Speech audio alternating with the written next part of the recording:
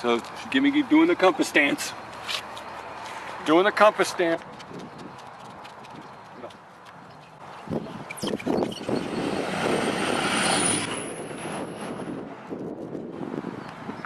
All right, honey, now the prop.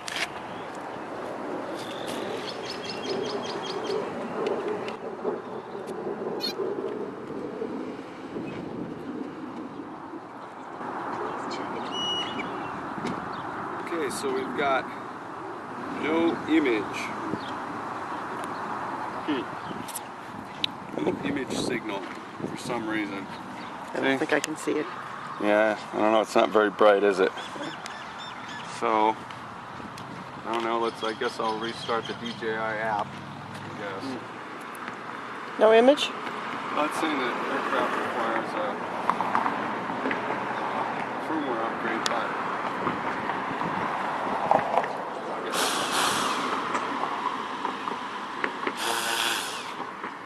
I'm going to put it out there, all right? Yep.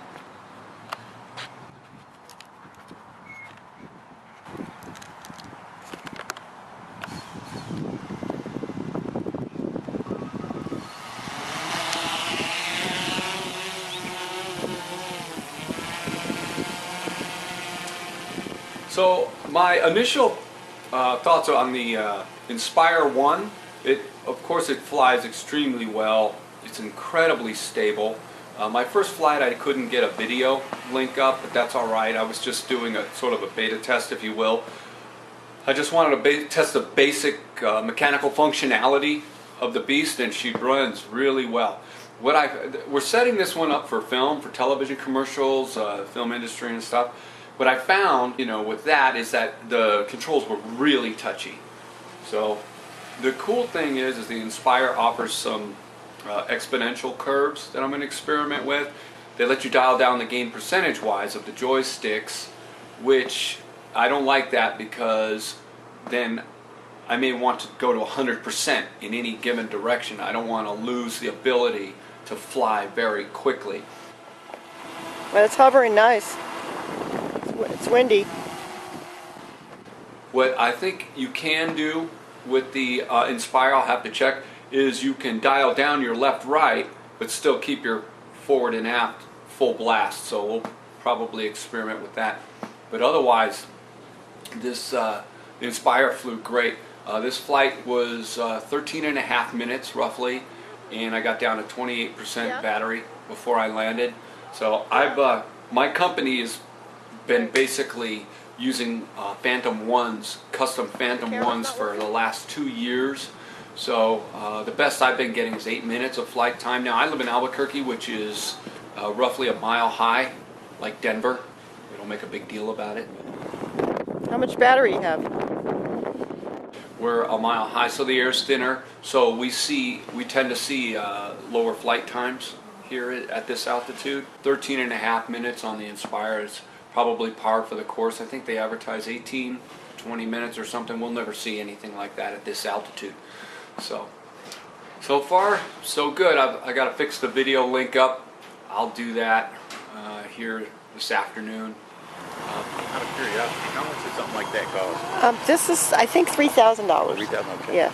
He has the other smaller ones, which were a lot cheaper, but he's been flying those for a couple years. So That thing is remarkably stable. yeah, I'm impressed because I've watched him with his other drones. He does real well, but in this wind, you usually see it wobbling. Yeah, I'm a helicopter mechanic. I'll just Oh, right. don't impress with the way that thing hovers. Yeah. It must have several gyros to keep it right. Yeah. So this is his maiden flight, so he wanted me to, in case something goes wrong and it flies off. So my Inspire, when it shipped, the OEM battery, the TB47, arrived DOA, dead on arrival. So I made efforts to reach out to DJI to get the battery replaced, right?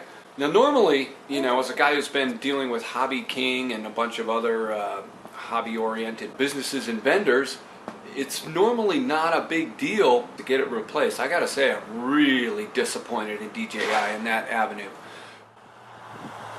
It pulls in the legs, I guess, as it's landing. That's different. Wow, that thing is neat. Cool. How much you want to go buy a drone? I saw the same You thing. too. What? Really? How long was that?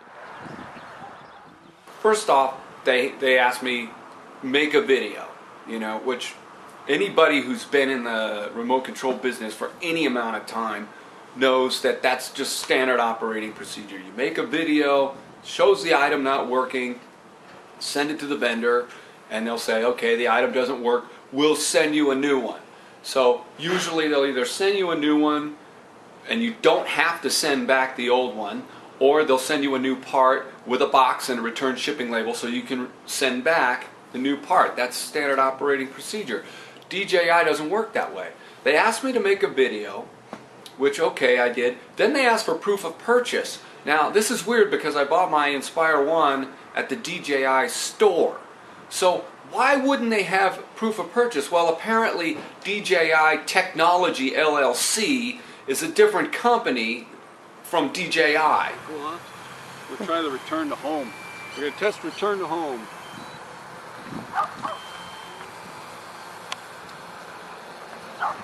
I swear I saw something moving in one of those grass piles. I'm Like letting her land herself.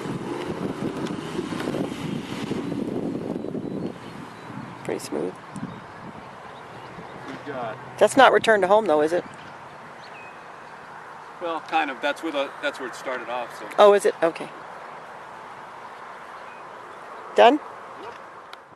So they don't share information. So apparently the company that handles the warranty, the American company that handles all the warranty stuff, doesn't talk with the foreign company that sold me the drone, which is weird because the drone shipped out of California. So who knows, man? These guys are, I guess they're still getting it together. So I send them the video like 3 times and they haven't received it. Well, I have my own domain that I use for my aerial photography company, highflightmedia.com. So my email address is info@highflightmedia.com. Well, apparently DJI Technology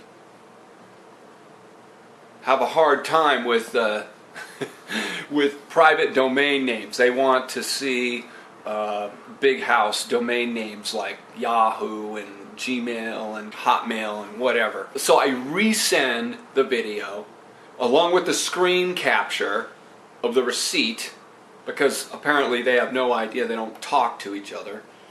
So the lady says to me, okay, we got the video, great. So all we need you to do now is send the battery. I'm like, what? Why do I need to send the battery? I just made a video showing you that the battery is dead. It doesn't work.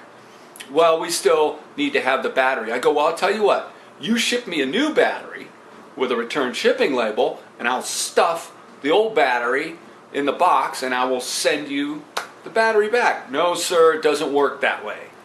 So after making a video, screen capturing my proof of purchase, sending it like 10 times, finally they received it. Now they want me to ship the battery.